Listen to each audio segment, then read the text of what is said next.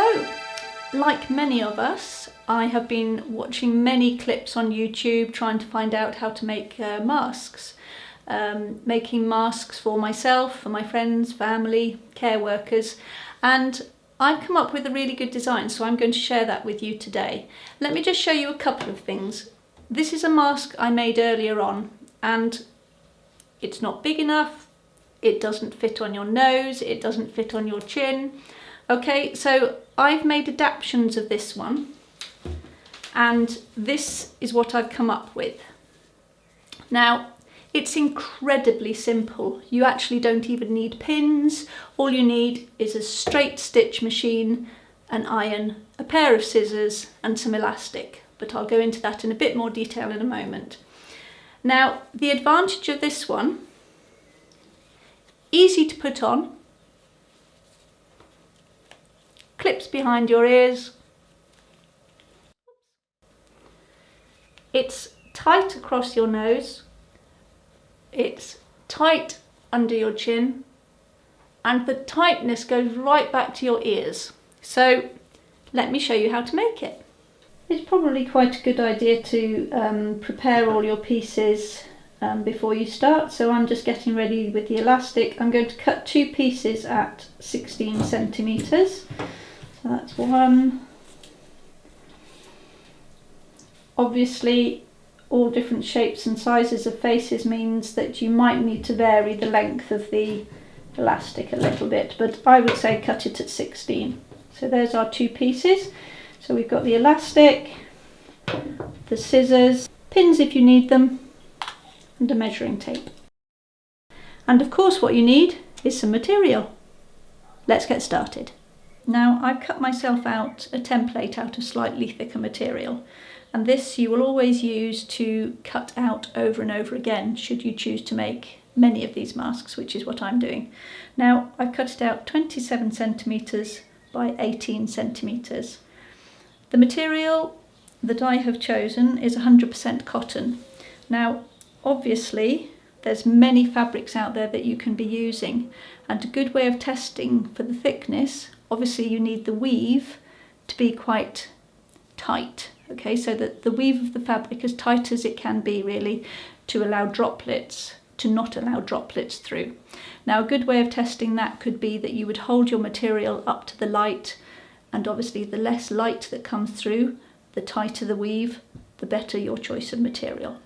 And more importantly than how much light comes through is your ability to breathe through your layers of material.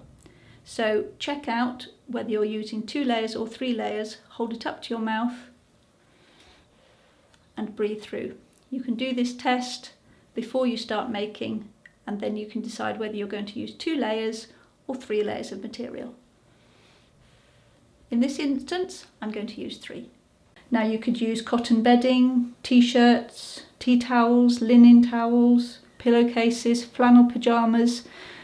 Just check how much light comes through before you start sewing. Now, as I say, I've chosen 100% cotton. I'm going to use my template and I'm going to place it on. I've got my material folded over double. Okay, like I said, I made a 3-layer mask. You can either make it 2-layer, which you would do by laying that on there, or this is a piece of brushed cotton sheeting,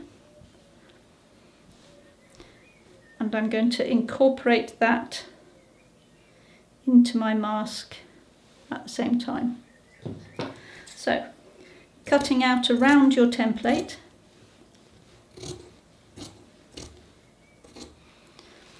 again, if you feel more confident at this stage, you could pin it on.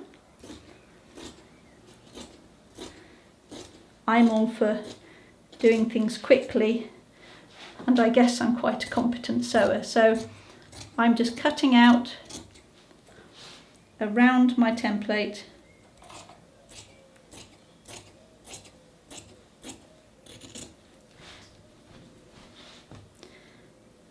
and I have those 3 layers. Now, you do the right sides of your fabric together, And if you are using a third layer of brushed cotton, you would put that on top. Now to iron. If your material is 100% cotton, steam iron is great. Okay, now when you are going to sew this, you will start here. Maybe I'll just mark it.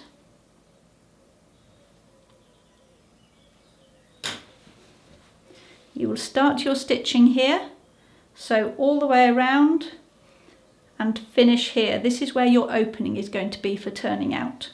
Okay, again, like I said, if you feel more confident to pin it in place, now is your time to do that.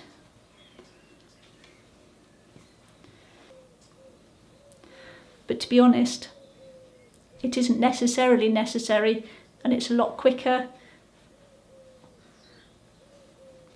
to just put the material down at the machine.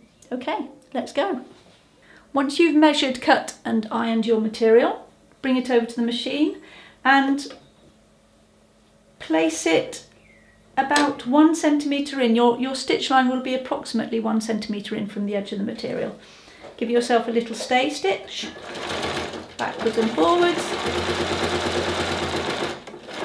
to the corner, keep your foot down, swivel the material and off you go again.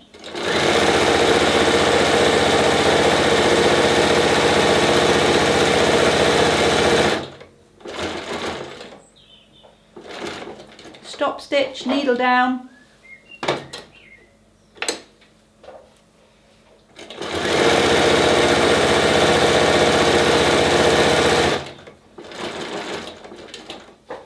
Needle down, turn your material, off you go.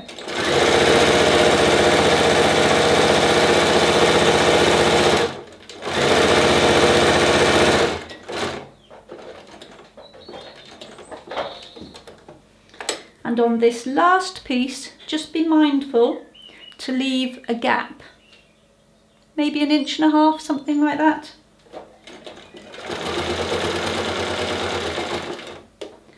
Back and forward stitch just to finish off. Okay, so there you are, sewn all the way around, and now we're going to turn out the material.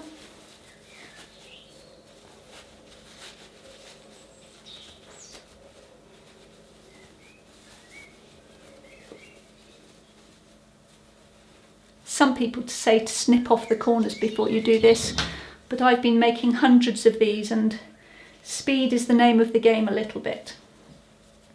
Push out the corners with your scissors, being careful not to push through the stitching.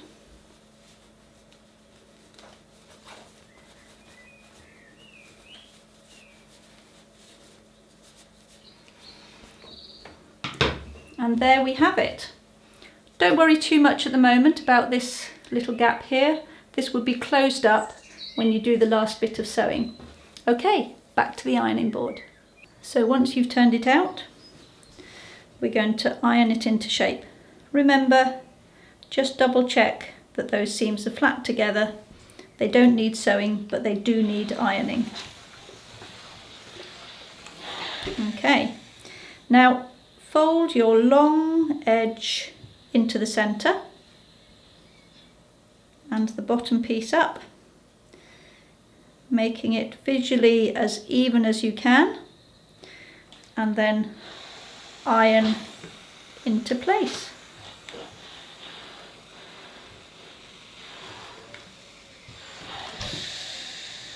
There we are, ready to go back to the machine. Having ironed your edges into the centre, you will then place the end of your piece of elastic just into the fold, put down the foot, and you're going to do back and forth stitch to secure that piece of elastic in place. And then you straight stitch all the way through to the end, catching in that piece of elastic into that crease there. If it feels easier for you to pin all these things in place, then obviously go ahead and pin. Back and forth stitch to secure it.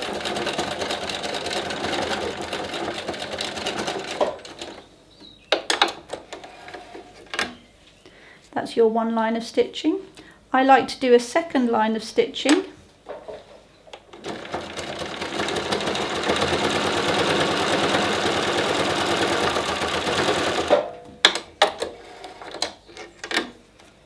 As that seems to fit better against your face.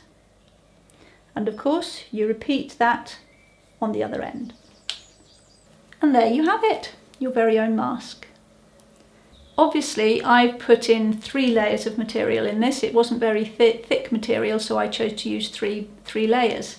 If you've used 2, or if you'd like added protection, so long as you can breathe through the material, I would suggest putting in a piece of kitchen towel. You can slot it in. This is also really helpful should you want to change the insert but not wash it every day. Okay, so there we are. Stay safe, stay well, and enjoy making them.